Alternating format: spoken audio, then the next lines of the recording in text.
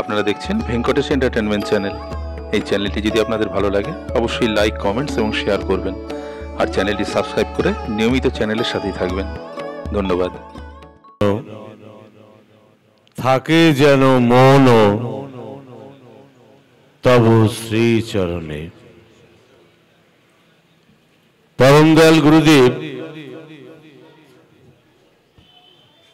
নিশ্চিতভাবেই আমাদের এই ধর্মসভায় উপস্থিত। আসুন আমরা সকলে মিলে অন্তরের অন্তঃস্থল থেকে জীবনের অন্যতম প্রণামটি আরো একবার তার রাতুল চরণে নিবেদন করি। আর যেখানে শ্রী গুরু মহারাজ অবস্থান করছেন সেই ক্ষেত্রটি হয়ে উঠেছে বৃন্দাবন ধাম। তাহলে আমরা সবাই যখন বৃন্দাবন ধামে বসে আছি, এখানে অন্যান্য অসংখ্য দেবদেবী সূক্ষ্ম শরীরে বিরাজ করছেন। আসুন আমরা শ্রীগুরুর সঙ্গের ঐতিহ্য অনুযায়ী সমস্ত দেবদেবীদের শ্রীচরণে প্রণাম নিবেদন করি। আজকে পৌষ মাসের 22 তারিখ, 1363 সনের এই দিনটিতে, এই সময়ে গুরুদেব কাঁচরাপাড়ায় রেলওয়ে কোয়ার্টারে অবস্থান করছিলেন। তার আগে চাপাবেড়িয়া ইত্যাদি অঞ্চল তিনি ভ্রমণ করে কৃপা করেছেন। আজকে একটি ঘটনা ঘটেছে অদ্ভুতভাবে। ওই যে রায়কৃষ্ণ দাদার বাড়িতে আজকে আছেন গুরুদেব, তার খাঁচার মধ্যে একটি পাখি ছিল।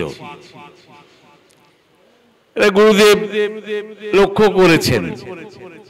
লক্ষ্য করে গুরুদেব আজকের দিনে একটি সুন্দর বাণী দিলেন, খাঁচার মধ্যে বন্দি করিয়া পাখি পুষিও না। খাঁচার মধ্যে বন্দি করিয়া পাখি পুষিও না, আজকের দিনের বাণী। তাৎপর্য কি দাঁড়ালো? ধর্মক্ষেত্রে মনটিকে খুলে দিয়ে আনন্দ সাগরে ভেসে যাও। আর সেই আনন্দ সাগরে ভাসতে গেলে সঙ্ঘকে ভালোবাসো, আশ্রমকে ভালোবাসো, কে কি করছে সেই দিকে তুমি না তাকিয়ে, অর্থাৎ খাঁচায় বন্দী হয়ে না থেকে মনটি তার চরণে নিবেদন করো। মহারাজ এই কথাটি মাঝে মাঝেই বলেন, স্বামীজি তোমার মনটি আমায় দাও। গুরুদেবের একটি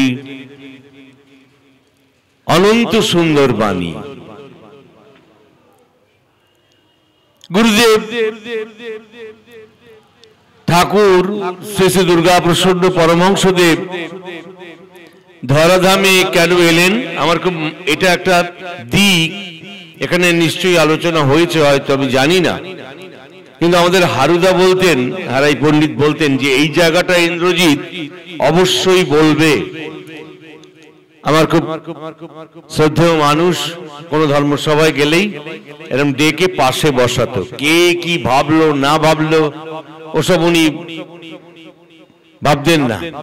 শেষের দিকে দৃষ্টি একটু ক্ষীণ হয়ে আসলেও ওই মাইকের মধ্যেই বলতেন, ইন্দ্রজিৎ কোথায় আসো, এদিকে আসো, এদিকে আসো, বসো। এবং যা স্পষ্ট কথা স্পষ্ট করে বলতেন। আজকে যেখানে দাঁড়িয়ে এই প্রবর্তক জুটমিল, বেলঘড়িয়া এবং এই বিস্তীর্ণ পানিহাটি অঞ্চল, এদিকে বরাহনগর, আপনারা নিশ্চয়ই জানেন যে বরাহনগরই হচ্ছে সেই স্থান যেই স্থানটিতে প্রথম কোন উদ্বাস্তুর হাতে দলিল সমর্পণ করা হয়েছিল যে তুমি ওপার বাংলা থেকে এসছো, এখনো পর্যন্ত তোমার কোনো নিজস্বতা তৈরি হয়নি, একজন বৃদ্ধ বৃদ্ধা মাকে দলিল সমর্পণ করা হয়েছিল এই বরাহনগরে। তাহলে তার আগের সময়টা কি ছিল? এই সমস্ত অঞ্চল, যে সমস্ত জুট মিলগুলো দেখছি আমরা, এগুলো ব্রিটিশ আমলের সময় থেকে চলে আসছে। ওই আগরপাড়া জুট মিল, যেটাকে কামারহাটি জুট মিল বলা হয়, ওই আগরপাড়া জুট মিল থেকে শুরু করে এই সমস্ত অঞ্চলের সব ব্রিটিশ আমলের তৈরি। এবং যে শ্রমিকরা কাজ করতেন তারা যদি মাথার ঘাম পায়ে না ফেলে কাজ করতেন, তাদের বেত্রাঘাত করা হতো। বেত্রাঘাত করার জন্য কর্মচারী নিয়োগ করা হতো যে অমুক শ্রমিককে আজকে 5 ঘা বেতের বাড়ি দাও। এই কাজটি করার জন্য সে আবার মজুরি পেত। ব্রিটিশের এই সাংঘাতিক অত্যাচার গোটা বাংলাকে, গোটা ভারতবর্ষকে একেবারে তছনছ করে দিচ্ছে। আমার শ্রদ্ধেয় মায়েরা এখানে বসে আছেন, তারা ইতিহাসের পাতায় নজর দিলেই দেখবেন মায়েদের সম্মান ভুল উদ্ধৃত, যার জন্যই গুরুদেব বারে বারে মায়েদের উদ্দেশ্যে বলেছেন, মা, মা গো, ও আমার মা, মা, বৌমা, মা। ছোট্ট অক্ষর, যার জন্য রামপ্রসাদ বললেন না। অন্য কিছু বলতে পারতেন তো রামপ্রসাদ, রামপ্রসাদ কিন্তু তা বললেন না। রামপ্রসাদ কি বললেন? চাইনে মাগো রাজা হতে, চাইনে বাবা রাজা হতে বললেন না, চাইনে মাগো রাজা হতে। রাজা হওয়ার স্বাদ নাই মাগো, দুবেলা যেন পাই মা খেতে। মায়ের উদ্দেশ্যে রামপ্রসাদ বলছেন।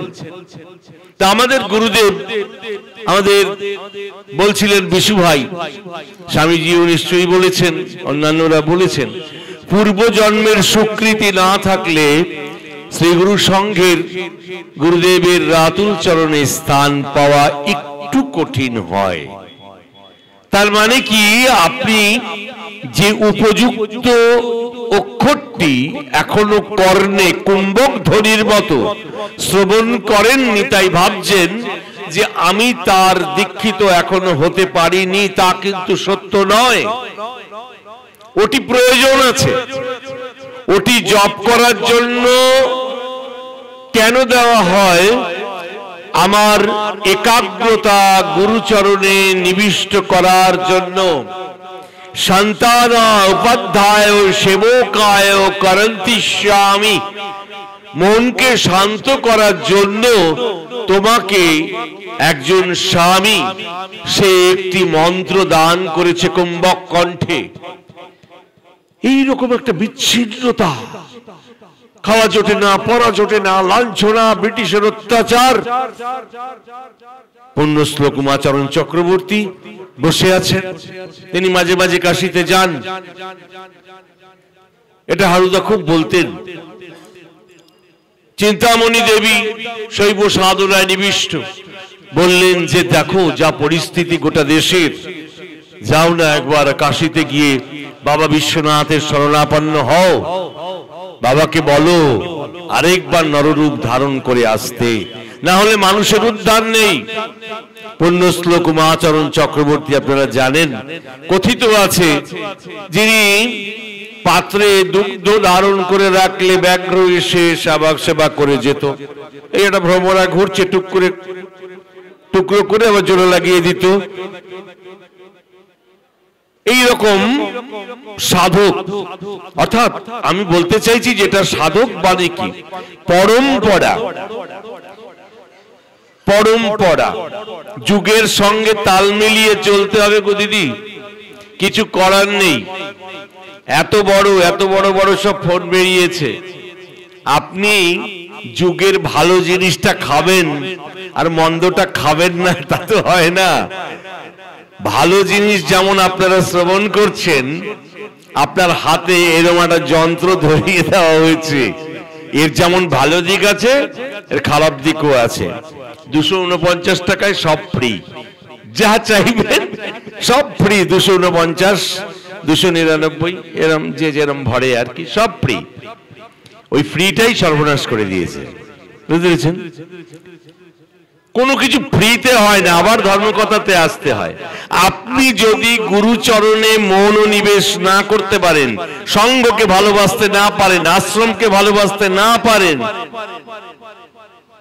তাহলে তো হবে না। কারণ আপনি তো ডুব দিতেই পারছেন না। এই যে গঙ্গার কথা বলছিল, ওই যে গঙ্গার কথা যে বলছিল, গঙ্গাটা কোথায়? ধরুন যে অঞ্চল দিয়ে গঙ্গা প্রবাহিত হয়নি সেই অঞ্চলেও তো গঙ্গা আছে। স্বয়ং শিব যেখানে বিরাজ করছেন, যেখানে ঠাকুর দুর্গা প্রসন্ন পরমহংসদেব বিরাজ করছেন, তার জটার মধ্যেই তো তিনি গঙ্গা ধরে রেখেছেন।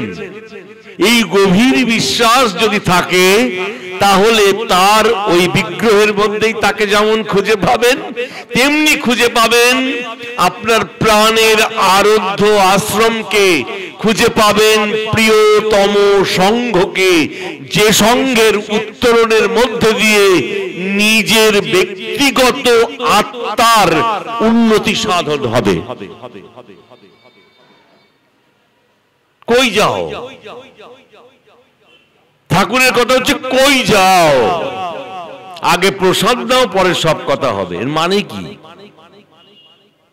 এই কথাটার মানে আমি বহুদিন রাত্রিবেলা 2টো, 2:30, 3টের সময় ভেবেছি বসে বসে, আগে প্রসাদ দাও তারপরে কথা হবে মানে কি? আমাকে গিয়েই তো শুয়ে পড়া। তার মানে ঠাকুর বলছেন যে আগে তুমি প্রভুকে স্বয়ং দর্শন করার চেষ্টা করো, তারপরে তার কাছে আসো। প্রেমের কথা বিশু ভাই বলছিলেন, প্রেম কি? তো ঐশ্বরিক ব্যাপার, ভালোবাসায় আসি, ভালোবাসায় আসি। ঠাকুর রামকৃষ্ণ পরমহংসদেবকে বললেন যে ভালোবাসাটা কি? পরমহংসদেব বললেন, ভালোবাসা সূচের মধ্যে সুতো ঢুকাইছো? বলে হ্যাঁ। কিরম ভাবে ঢুকিয়েছো? ঢুকাচ্ছ, কিন্তু ওই রকম না। ভালোবাসাটা হচ্ছে এইরকম, সূচের মধ্যে সুতোটা আমি ভরতে যাচ্ছি, ভরছে না, আবার জল দিচ্ছি, ভরছে না, আগাটা ছিঁড়ে ফেলছি, ভরছে না। এই করতে করতে করতে করতে কোন সময় নিজের বাহ্যজ্ঞান শূন্য হয়ে গিয়ে আমি আমার জীবের থেকে একটুখানি লালা নিয়ে এটা করে ঢুকিয়ে দিয়েছি। অর্থাৎ সেই মুহূর্তে আমার মনে নেই যে আমি লালা রস ঢুকিয়েছি না ভক্তি রস ঢুকিয়েছি। ওইটা হচ্ছে ভালোবাসা। ওই মুহূর্তে আপনি আর গুরুদেব বা আমি গুরুদেব হয়তো ফ্র্যাকশন অফ এ সেকেন্ড একটা মুহূর্ত তৈরি হয়েছিল আমাদের এই বোঝাপড়া করতে করতে করতে করতে করতে করতে করতে করতে লালা রস ভক্তি রসে পরিণত হয়ে গিয়েছিল। ওই যে বললো না যে আপনি অসুচ বা সুচ এই সমস্ত ভাবে নিয়ে যাওয়া, ওই যে ভক্তি রসের উদ্রেক হয়েছিল টেপুদার মধ্যে, ওই মুহূর্তে ভগবান আর টেপুদা ছাড়া কেউ ছিল না। ভগবানের প্রসাদ তিনি বিতরণ করতে যাচ্ছেন, সেই মুহূর্তে ভগবান ডেকেছে তাকেই যার মধ্যে তিনি বিরাজ করছেন। সেখানে আবার সূচি অসুচি কি ধৃষ্টতা হলে মাফ করবেন, আমার ভাবনা আমার অনুভূতি দিয়ে আমি বলি, তিনি যা বলেন তাই বলি। তো এই করতে করতে ওই বললাম যে হারুদা এটা বলতেন সব সময় যে ওই রকম একজন সাধক, পৃথিবীর এই রকম অবস্থা, নিগমানন্দ পরমহংসদেব যাচ্ছেন আগে আগে 86, 87, 1200, কেউ বলে 86, মতান্তরে 87। যাওয়ার সময় বলছেন কি, এই আমি যাচ্ছি, তুমি যাবে না? আমি যাচ্ছি, তুমি যাবে না? বেশি তফাৎ নেই। এরা সব পরপর পরপর পরপর পরপর সাজিয়ে গুছিয়ে সুন্দরভাবে সনাতন ধর্মটাকে একটা আগ্রাসন থেকে রক্ষা করার জন্য বিশ্বের বুকে অবতীর্ণ হয়েছেন, সে যীশু খ্রিস্টই হোক, আর ওই আস্তে আস্তে যে আজান ধ্বনি শুনলাম তাই হোক, আর হরে কৃষ্ণ কৃষ্ণ কৃষ্ণ হরে হরে, হরে রাম রাম রাম হরে হরে। দেখো আমি একটা কথা বলি, তুমি যদি ধর্মকথা না শোনো কোনো অন্যায় নাই, ধর্মকথা শোনে না, কিন্তু কেউ যদি ধর্মকথা শোনে তাকে যদি তুমি বিঘ্নিত করো তাহলে যে কি পাপ হয় সেটা গুরুদেব বলেছেন, আমি বলতে পারবো না। কারণ একটা লোক তো তাকে তৈরি করেছিল, নিজেকে তৈরি করেছে। তো তুমি ধরো একটা যদি সাধারণ উপমা দিই, আমি একটা প্লেয়ার একটা বলকে কাটিয়ে কুটিয়ে মারাদোনা গোলের সামনে চলে এসছে, গোলটা করতে যাবে, আমি তাকে পেছন থেকে গিয়ে ধাক্কা দিলাম, তার নাম কি? ফাউল। তার মানে তুমি অপরাধী। ধর্মকথা শোনার প্রিপারেশন আছে। এই যে কজন মানুষ এখানে বসে আছেন তারা কৃপা পেয়েছেন গুরুদেবের, তাই আসতে পেরেছেন। বাকি সবাই কিন্তু ওই মোবাইল নিয়ে বসে আছে, কিংবা আপনার ওই নেট কালচার করছে বসে বসে। আর যদি বড় মিথ্যে গল্প শোনার জন্য বড় বড় সব বাক্স আছে বাড়িতে, সেইগুলো দেখছে, তারা কৃপা পায়নি। কেউ অলসতায় ডুবে গেছে, দুপুরবেলায় অত সুন্দর শ্রীগুরু সঙ্গের মহাপ্রসাদ পাওয়ার পরে জীবনের সবচাইতে সুখ নিদ্রা। আরে বাবা, জীবনের নিদ্রা তো তুমি অজ্ঞান হয়ে থাকা। গুরুদেব জেগে বসে আছেন, নেমন্তন্ন করে এসছো আশ্রমে, আশ্রম সব ঠিক করে দিয়েছেন, এই করবেন। আশ্রম ঠিক করেছেন মানে কি? গুরুদেব ঠিক করিয়েছেন। আমি একবার রিরসাতে গিয়েছিলাম, রিরসাতে দুপুরবেলায় সভা হচ্ছে, সবাই উত্তেজিত। কি উত্তেজিত? আশ্রম থেকে কোনো সন্ন্যাসী আসে নাই, এটা কিরকম কথা হইলো, এই সেই অনেক কিছু বলছে। আমি বললাম, দেখেন ধর্ম করছেন আর এই জায়গাটায় পরিষ্কার না, সবচেয়ে বড় সন্ন্যাসী কবে এসে বসে আছে, আর আপনারা বলছেন আশ্রম থেকে সন্ন্যাসী আসে নাই। সবাই চুপ করে গেল, বুঝতে পারলো যে হ্যাঁ তাই। তো বাবা বিশ্বনাথকে বলছে, তুই একবার এসো। খুব কঠিন অবস্থা, এই সমস্ত সব এখানে শ্রমিকদের বেত্রাঘাত করা হতো। ইতিহাসের পাতা বলছে, ইতিহাসের পাতা বলছে, আমার কথা তো না, রমেশচন্দ্র মজুমদারের ইন্ডিয়ান হিস্ট্রি বলছে। আমি এই কামারহাটি, পানিহাটি, আগরপাড়া, জুটমুল ইত্যাদি অঞ্চলের যে ইতিহাসটা, সেই ইতিহাসটা ঘাটতে গিয়ে আমি দেখেছি যে রমেশচন্দ্র মজুমদার লিখছেন যে বেত্রাঘাত করার জন্য মজুর রাখা হতো।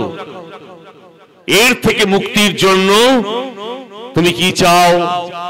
আমি চাই আপনি একবার আসুন। তথাস্তু। এই ঊনবিংশ শতাব্দীর শেষার্ধে বাবা বিশ্বনাথ দেবাদিদেব মহাদেব ঊনবিংশ শতাব্দীর একেবারেই চূড়ান্ত মুহূর্তে শেষ পর্যায়ে মানব রূপ ধারণ করে বরিশাল জেলার রাজাপুর গ্রামে রাস পূর্ণিমা তিথিতে আবির্ভূত হলেন। তিনি পরবর্তী সময়ে আমাদের সকলের গুরুদেব। এই মুহূর্তে এখানে স্বর্ণ সিংহাসনে বসে আছেন ঠাকুর শ্রী শ্রী দুর্গা প্রসন্ন পরমহংসদেব। শ্রী গুরু সংঘ বসে আছে। গুরু এবং সংঘ এক অভিন্ন। তিনি বললেন, আমি এবার সেবার ভাব নিয়ে এসেছি। তাই জন্য বললেন, বেশি পুজো বাচ্চা নিয়ে মেতে থেকো না, ওসব আমি করে দেবো। সেই জন্যই ঠাকুর আজকের দিনে বলেছিলেন, খাঁচার মধ্যে পাখিকে বন্দি করিয়া পুষিও না। আজকের দিনে বলেছিলেন 1363-তে। নিজেকে একটা আবরণের মধ্যে বদ্ধ করিয়া রাখিও না। এ কথার অনেক গভীর তাৎপর্য আছে। তুমি শুধু সারাদিন কি আছে থলি হাতে হরে কৃষ্ণ কৃষ্ণ একবার উচ্চারণ করা যায় না। আমি জিজ্ঞাসা করেছি অনেককে রাস্তায়, দাদা কতবার করেন? বলে 16,000 বার। আমাদের উপরে দায়িত্ব দেওয়া আছে 16,000 বার করতে হবে। 16,000, আমি হরে থেকে কৃষ্ণে যাইতে পারি না, তারপরে 16,000 কি করে করে এরা, আমি স্তম্ভিত হয়ে যাই। সত্যি আমি হরে থেকে কৃষ্ণ যেতে পারি না। বললেন হরে থেকে কৃষ্ণে গেছি কি মনে পড়ে যায় এই ফুলকপিটা ভালো হয়েছে, এরকম হয় আর কি ব্যাপারটা। তাই যেটা সত্যি ঠাকুর বলেছেন, গৃহীরা যখন বসবে তখন বেশি সংস্কৃত না, সহজ সরল ভাষায় প্রাণের কথা আদান প্রদান করবে, তাহলে সংঘ শক্তি মজবুত হবে, নিজেদের মধ্যে ভুল বোঝাবুঝি থাকবে না। একজনে বলে দিল, জানেন তো ওই অমুকে না এইটা করেছে, যা বাড়ির মধ্যে আছে, ওটারই অপর নাম পরনিন্দা পরচর্চা। তার পরিণতিতে কি হয়, সংঘ শক্তি ক্ষয়প্রাপ্ত হয়, হ্রাস হয়। সংঘ শক্তির হ্রাস হওয়া মানে যারা গৃহী মানুষ, তাই গৃহস্থদের গৃহের হ্রাস ঘটে। সংঘ শক্তি যত দুর্বল করে দেওয়ার চক্রান্ত গোটা বিশ্বব্যাপী ছিল, আছে, থাকবে। তাহলে আমাকে ধর্মসভা করার, ঠাকুর বললেন যে এটা ধর্মসভা শ্রীগুরুর সঙ্গে সবচাইতে অন্যতম কর্মসূচি, এটা করতেই হবে। তার কারণটা হচ্ছে আমাদের মধ্যে বোঝাপড়াটা, 1 বছরের বোঝাপড়া, এই বোঝাপড়াটা তো ঠিক করে নিতে হবে। আমি তাহলে কি করব, আমি তো পত্রিকাটা ঠিক মতো পড়ি না, পত্রিকার মধ্যে তো গুরুদেব আছে, পত্রিকার মধ্যে গুরুদেব আছে, তো গুরুদেব কি খুশি হলেন না, পত্রিকা যখন ছেপে বেরোলো কি খুশি হলেন, উপেন্দ্রনাথ ঘোষ দাদাকে বললেন ওটাই তোমার সাধন ভজন, তুমি ওটাই করো, ওটাই তোমার সাধন ভজন, বললেন তো। কত বড় কথা, কেমন কথা দেখুন। যেটা আমি বললাম, ওই যে আগে এলেন নিগমানন্দ পরমহংসদেব, তার আগে উমাচরণ চক্রবর্তী, এই যে পরম্পরাটা আসছে, যার জন্যই তো নররূপ ধারণ করে লীলা করছেন বিভিন্ন রকম, আমরা লীলা বলি, আসলে লোকশিক্ষা দিচ্ছেন, ওটারই ঘুরিয়ে ফিরিয়ে লীলা নাম হয়েছে। আমি বলি লোকশিক্ষা, লোক সংস্কৃতি। তারা আমাদের করতে এসছেন লোক সংস্কৃতি। ভারতবর্ষের তথা বাংলার মাটিতে যে সংস্কৃতির বীজ বপন করা আছে, সেটাকে একটুখানি খুঁচিয়ে দেওয়ার জন্য একটা মন্ত্র, খুব সহজ মন্ত্র, মানে না বুঝেও এই মন্ত্র উচ্চারণ করেন অনেকে, কিন্তু তার মধ্যে দিয়ে একটা সম্মেলন ঘটে, তার নাম হরে কৃষ্ণ কৃষ্ণ কৃষ্ণ হরে হরে, হরে রাম রাম রাম হরে হরে। এই মন্ত্রের গভীর অর্থ আছে, অন্য কোন সবাই নিশ্চয়ই যারা আছেন আলোচনা করবেন, গভীর অর্থ। এটাও কিন্তু গুরুদেব নিজে বসে থেকে শ্রীগুরু সঙ্গের শিষ্য ভক্তদের জন্য অত্যন্ত সহজ ভাষায় বলেছেন এবং তা লিপিবদ্ধ করা আছে। অনেক বইতে আমি দেখেছি খুব কঠিন করে বলা আছে, আর ঠাকুর এমন করে বললেন যেটাকে লিপিবদ্ধ করেছেন মাস্টারমশাই, কিন্তু এত সহজ। আমার বারবার প্রশ্ন আসে না, আচ্ছা হরে কৃষ্ণ কৃষ্ণ কৃষ্ণ হরে হরে, হরে রাম রাম রাম হরে হরে, আরে কি ব্যাপারটা কি? ফুলিয়ার ওই কৃত্তিবাস ওঝা তিনি লিখলেন, সীতা জ্ঞান সীতা ধ্যান সীতা চিন্তামণি, সীতা ছাড়া আমি যেন মণিহারা ফণি। তো তুমি রাম রাম করছো, সীতা কই? সীতা নেই। একবার প্রশ্ন হচ্ছে না যে সীতাটা নেই কেন এর মধ্যে? ওইটা যদি আপনার প্রশ্ন জাগে, তাহলেই আপনি এই গভীর নামের মধ্যে ঢুকে যাবেন। স্বামীজিদের জিজ্ঞাসা করবেন, বিশুভাইদের জিজ্ঞাসা করবেন যে ভাই এটা আমি একটু জানতে চাই। এই পরিক্রমার মধ্যে যদি আপনি থাকেন, তাহলে আপনার ব্রেনটা আইডিয়াল থাকবে না। Ideal brain is the Devil's work, ওটা হবে না। আপনি তো খুঁজছেন, একটা গবেষণা করছেন। আপনি শুধুমাত্র কি থিসিস জমা দিলেই ডক্টরেট হয় নাকি? হয় না। ডক্টর রবীন্দ্রনাথ ঠাকুর কেউ বলেন নাকি? বলে। ডক্টর নজরুল ইসলাম শুনেছেন কোথাও? হ্যাঁ, বলে না। অথচ গুরুদেব বললেন, শোনো, রবীন্দ্রনাথ কিন্তু আমাদের সংস্কৃতির শিকড়। তুমি ভাবো, ঋষি কবি সাবভ্রষ্ট মুনি না হলে অত লেখা যায় না। তুমি একটা গান শুনছো, বলছেন পূজা পর্যায়ের গানে, বিখ্যাত তা বলছি সংস্কৃতির আপনারা এরকম দেখছেন ধর্ম নিয়ে একেবারে গভীরে ডুব দিয়েছে মানে, কিন্তু এর হাত দুখানা কিন্তু সাংঘাতিক। এবং তার মনন আমি যতটুকু জানি, ঝগড়াঝাটি করে গুরুদেবের অনেক কিছু করতে চাইছেন, কিন্তু এ কিন্তু সংস্কৃতিবান মানুষ একজন। দাঁড়িয়ে আছো তুমি আমার গানের ওপারে, দাঁড়িয়ে আছো তুমি আমার গানের ওপারে, আমার সুরগুলি পায়ে চরণ, আমি পাইনে তোমারে। কি কথা বলো তো, এটা যদি মন্ত্র হয় কোনো অসুবিধা আছে? সকালবেলায় উঠে কেউ যদি গুরুদেবের সামনে বসে বলে দাঁড়িয়ে আছো তুমি আমার গানের ওপারে, শুনবে না গুরুদেব? আমার সুরগুলি পায়ে চরণ, আমি পাইনে তোমার। কেউ পাগল বলতে পারে, কিন্তু এটা মন্ত্র, এটা মন্ত্র। মাঝে মাঝে প্রাণে তোমার পরশখানি দিও। এই সব কিছুর মূলেই বিশুভাই খুব গভীর জায়গা নিয়ে আলোচনা করেছেন। আমি সেই গভীরের যে আপনাদের গভীরতার মধ্যে আপনারা ঢুকেছেন, সেই গভীরতার মধ্যে ঢুকে আপনার জীবন পরিচালনার ক্ষেত্রে আড়ম্বর অনাড়ম্বর, কিভাবে গুরুদেবকে পেতে হবে, দীক্ষাটা কি, ইত্যাদি ইত্যাদি সব আলোচনা করছিলেন। আমার মনে আছে এখনো একজন দীক্ষা নিয়েছে, দীক্ষা নেওয়ার পরে দীক্ষার প্রসঙ্গ হচ্ছিল, আমার সেই দিনটা মনে পড়ছিল। একজন কেউ দীক্ষা নেওয়ার পরে মহাপ্রসাদ সেবা করার জন্য বসেছে। মহাপ্রসাদ দেখছি একটা মানে শালপাতার মধ্যে রয়েছে, একজন বসে খুব তার খিদে পেয়েছে, সে শালপাতা থেকে ওই প্রসাদটা নিয়ে নিয়েছে। পাশে আরেক দিদি বসেছিল, সে বলে এটা তুই কি করলি? আজকে দীক্ষার দিনে কে এখানে একটু প্রসাদ রেখে গেছে, কে নিলি? আমার মনে আছে, খুব মনে আছে, খুব সুন্দরভাবে আমার মনে আছে। তখন কর্মীদের নিয়ন্ত্রণের দায়িত্বে হারুদা আমার সামনে দাঁড়িয়ে বলল, এইটা ফেলা গেলে কি ধর্ম হইতো? আর এইটা সেবা করেছে বলে কি ধর্ম হইল না?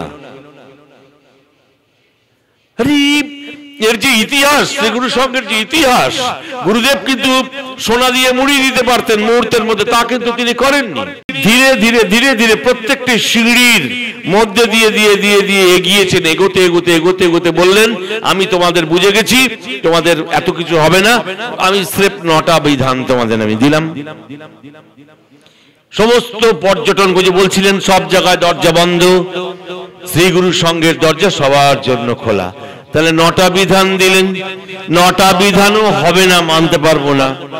সেই জন্যই গুরুদেব প্রথম বাক্যটি দিলেন, শ্রীগুরু সঙ্ঘ আমার প্রাণ। তুমি উচ্চারণ করো, শ্রীগুরু সঙ্ঘ আমার প্রাণ। তাহলে তো তুমিও বলছো শ্রীগুরু সঙ্ঘ আমার প্রাণ। ও যদি বলে শ্রীগুরু সঙ্ঘ আমার প্রাণ, তাহলে তো ও বলছে শ্রীগুরু সঙ্ঘ আমার প্রাণ।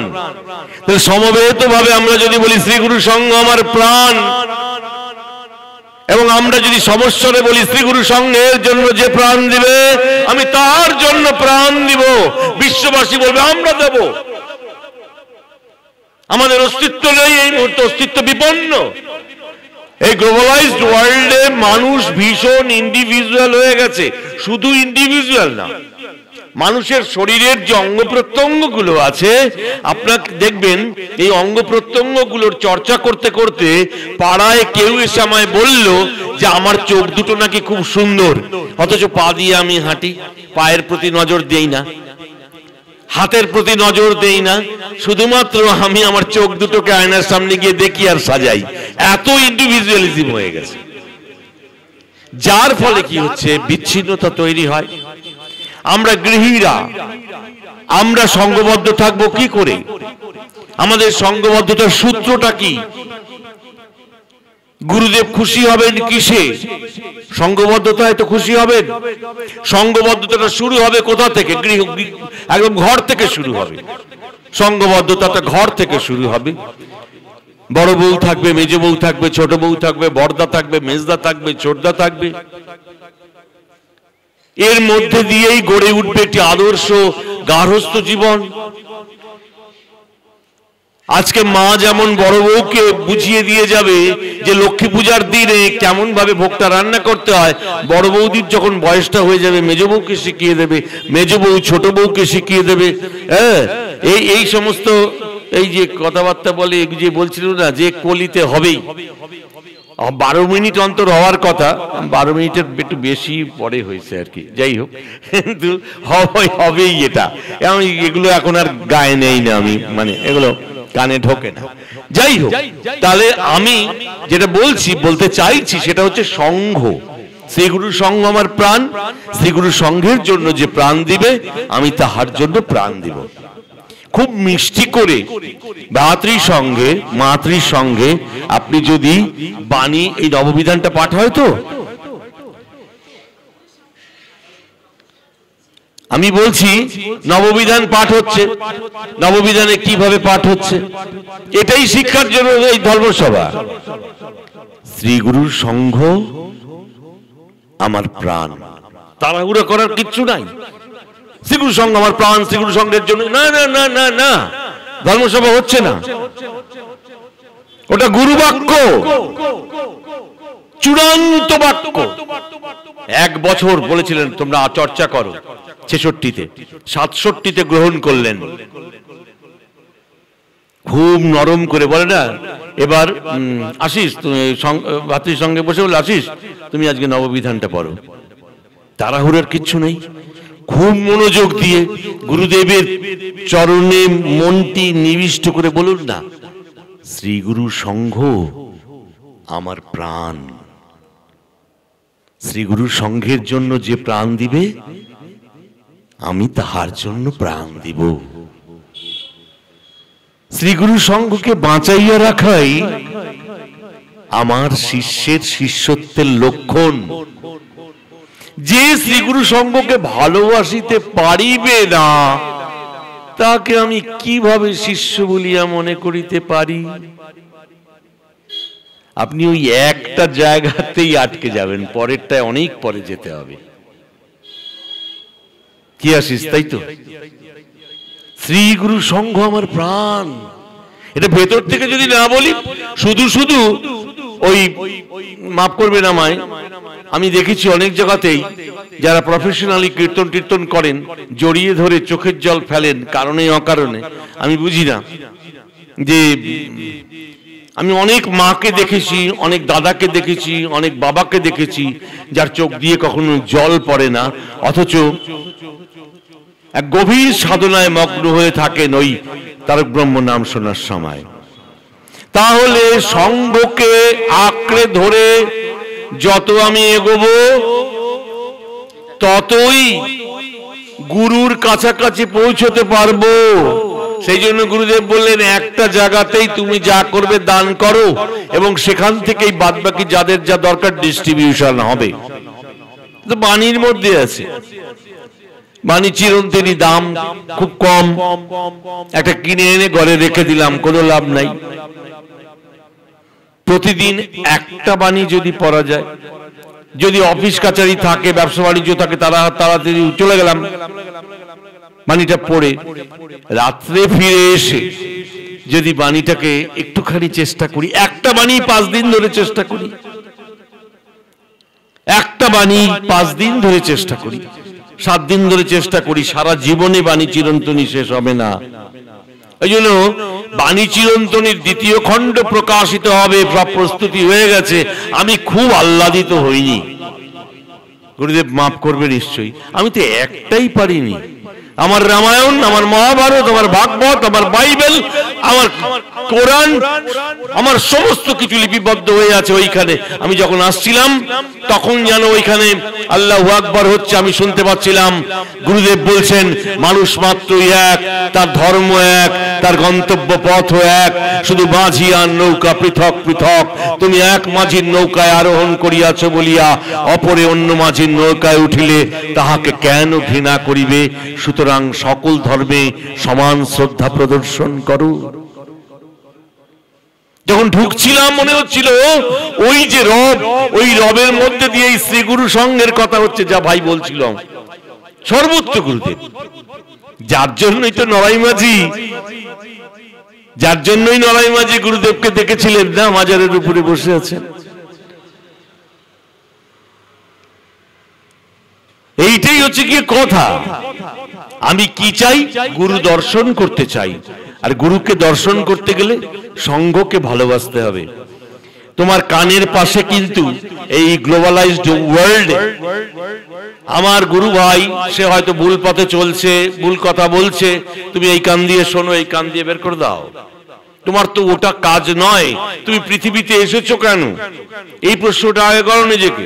আমি পৃথিবীতে এসেছি গুরুদেবের ওই কথাটায়, তোমার চক্ষু অমৃত দর্শন করুক। অমৃত দর্শন করতে এসছি, কর্ণ মঙ্গল ধ্বনি শ্রবণ করুক। আমি বাজে কথা শুনতে আসিনি পৃথিবীতে। কে কি বলল, কার নামে বলল, আমার বইই গেল। আমি তো এইসব করতে আসিনি। আমার গুরুদেব তো বলে দিয়েছেন তার আশীর্বাদ বাণীর মধ্যে, তোমার চক্ষু অমৃত দর্শন করুক, কর্ণ মঙ্গল ধ্বনি শ্রবণ করুক। তাই আজকের এই আমাদের সভায় আমাদের এটাই ভাবা উচিত যে গুরুদেব আমাদের সঙ্গে সঙ্গে আছেন, সব সময় আছেন, সঙ্গের প্রতিটি কর্মে আছেন। যুক্তি দিয়ে বিচার করে নিতে হবে যে গুরুদেব কি করতে বলছেন, কি করতে বলছেন না। যদি বুঝতে না পারি তাহলে আশ্রমের শরণাপন্ন হই। যদি আশ্রম থেকে আমার হৃদয় ভরে না ওঠে তাহলে তার চরণে পড়ে থাকি। না হলে ভাবুন, ওই যে আমার মনে পড়ে গেল, ঠাকুরই বলাচ্ছে, আমাদের শম্ভু, এই জাগর পড়ায় থাকে শম্ভু, কালো কুচকুচে দেখতে, গুরুর শরণ নিলে কি হয়? শম্ভু তরকারির দোকান, শম্ভু বসে আছে, শম্ভু বলছে আমাকে, দাদা এই কালো দেখতে আমি এত, তার মধ্যে দেখুন আমি ফর্সা হয়ে যাচ্ছি, আমার সেতি বেরিয়ে গেছে, কি বিশ্রী। আমার দোকান থেকে কেউ কিছু কেনে না এখন, জানেন? আমরা যতই বিজ্ঞান ভাবি না কেন, যতই যুক্তি ভাবি না কেন, তো ভাবি আরো তো 5টা দোকান আছে, ওই সেতির দোকান থেকে কিনবো না বাবা। যদি সেতি হয়, সেতি ছোঁয়াচে রোগ না হলেও ওই ভাবনা। বাড়ির লোকেরা ওর থালায় কিছু খাচ্ছে না, ওর কাপে, যে কাপে চা খায় সে কাপে কেউ খাচ্ছে না। শম্ভু কাঁদছে, কি করবে, কোথায় যাবে, ঠিক নেই। একদিন দোকানটা 10টার সময় বন্ধ করে দিল। শম্ভু বলছে 10টার সময় বন্ধ করে বাড়িতে গেছি, স্নান টান করে ঘরের মধ্যে ঢুকে ছিটকানি দিয়েছি, গুরুদেবের সামনে গিয়ে বসেছি যে গুরুদেব আমার এই অবস্থা, আমি তোমার চরণে সব সমর্পণ করি। গুরুদেব বিগ্রহের মধ্যে থেকে বলে উঠলেন, বিভূতি লাগাও।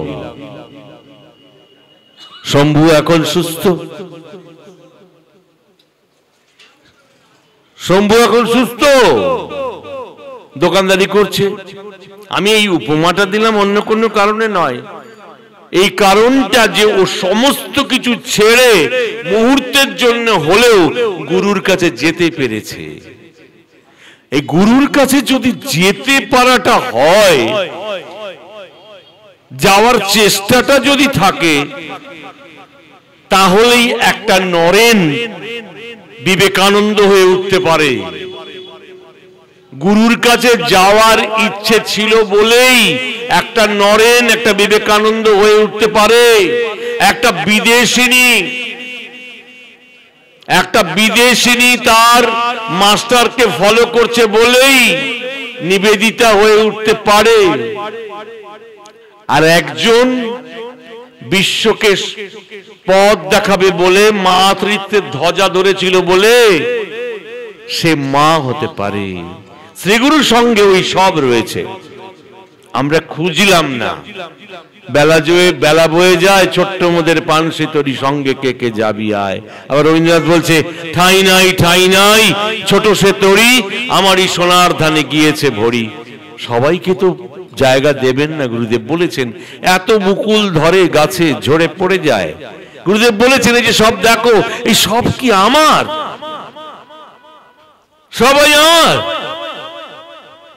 গুরুদেবের প্রশ্ন, তাহেরপুরে বসে গুরুদেব ভক্ত সম্মেলনে বললেন, যাহারা আমার দুগ্ধ পাইয়া ঘৃত মাখন তৈরি করিতে পারো নাই, তাহারা আমার দুগ্ধ আমাকে ফেরত দিয়া দাও।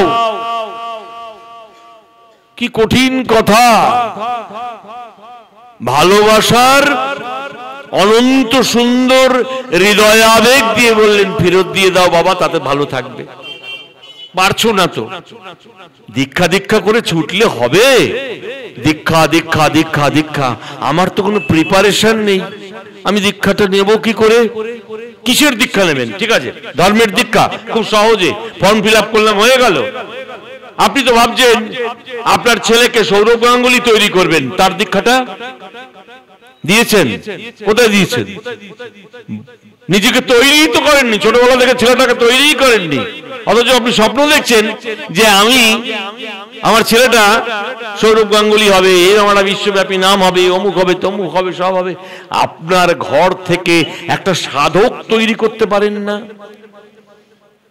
একটা সাধক যে সংঘ অন্তঃপ্রাণ নিষ্কাম কর্ম ওই মঞ্চ থেকে নেমেই বলবে না, কিরম বললাম দিদি, কালকে ফোনে বলবে না যে কেমন লাগলো শুনতে, আমি যা করেছি গুরু করিয়েছেন, আমার কিছু নেই গো, আমি কিছু জানি না, আমি আবেশে আবিষ্ট হতে চাই, গুরুদেব যেন আমাকে সেই আবিষ্টতা দেয়। আমি একবার 1 মিনিট সময় চেয়েছিলাম নন্দদার কাছে, আমার মনে পড়ে যে 1 মিনিট সময় নন্দদা দেয়নি। গুরুদেব মঞ্চে গুরুদেব বলেছিলেন, এমন একটা সময় আসবে বইলা কুলাইতে পারবে না। তাহলে একটু ধৈর্য ধরতে হতো। আমি কিছু জানি না, এইটা যদি জানতে পারি তাহলেই গুরুর কাছে যাওয়া যাবে। আর যদি আমি মনে করি আমি সব জানি, তাহলে গুরুদেবের ধারে কাছেও যাওয়া যাবে না। কত কথা এ বললে কি আর শেষ হয়? কিন্তু সময় তো বয়ে যায়। কলকাতায় ওনারা যাবেন, কত কাজ করেন সকাল থেকে। এই আমার ভালো লাগে, আশিসের মতো কম বয়সী ছেলেরা সবাই এগিয়ে আসছে, এটাই শ্রীগুরু সংঘের পরম্পরা। আমি শুধু এটাই বলতে চাইলাম, সংঘকে ভালোবাসো, গুরুর দর্শন পাবে। আশ্রমকে ভালোবাসো, আশ্রমের নির্দেশ মেনে চলো। আস্থা একটা জায়গায় রাখতে হয়, একটা জায়গায় আস্থা রেখেছিল বলেই 16 বছর বয়সের ক্ষুদিরাম আজও পূজনীয়। তাই তো? একটা জায়গায় আস্থা রেখেছিল বলে বিনয় বাদল দীনেশকে পূজা করি, একটা জায়গায় আস্থা রেখেছিল বলে 23শে জানুয়ারি নেতাজির গলায় আবার মালা দেব। একটা জায়গায় আস্থা রাখো, গুরুর চরণে, তাহলেই হয়ে যাবে।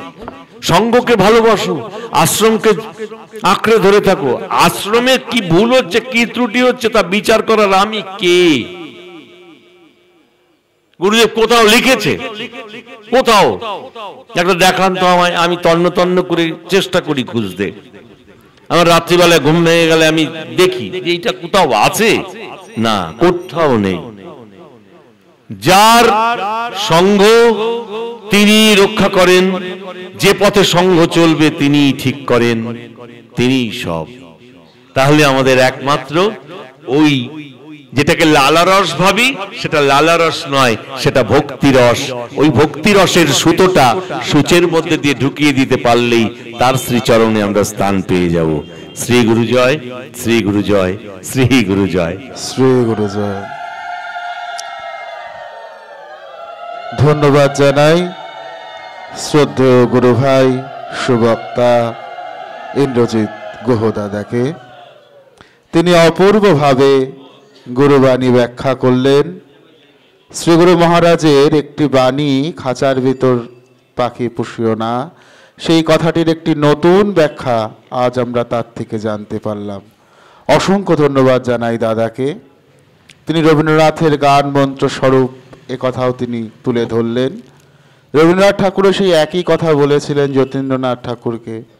তিনি যখন বিপদে মোরে রক্ষা করো গানটি রচনা করলেন, সেই সময় তিনি শান্তিনিকেতনে বলেছিলেন এই প্রত্যেকটি গান মন্ত্রস্বরূপ, এগুলো শুধু গান না, এই মন্ত্রস্বরূপ গান তোমরা মুখস্থ করিয়া রাখো, সময় মতন এটাই ভগবানের কাছে প্রার্থনা করবে।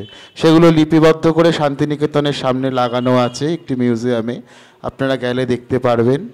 যাই হোক, সুবক্তা ইন্দ্রজিৎ গুহ দাদার বক্তব্যর সাথে সাথে আজকের নন্দননগর রথতলা শাখা সংঘের ১৩তম বাৎসরিক মিলন উৎসবের মহতী ধর্মসভা সমাপ্ত হলো।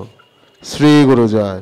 শ্রী গুরু সংঘ কি, শ্রী গুরু সংঘ কি, শ্রী শ্রী গুরু মহারাজ কি, শ্রী শ্রী গুরু মহারাজ কি, নন্দননগর রথতলা শাখা সংঘ কি, নন্দননগর রথতলা শাখা সংঘের ১৩তম বাৎসরিক মিলন উৎসব কি, নন্দননগর শাখা সংঘের ১৩তম বাৎসরিক মিলন উৎসব কি। শ্রী গুরু জয়, শ্রী গুরু জয়, শ্রী গুরু জয়।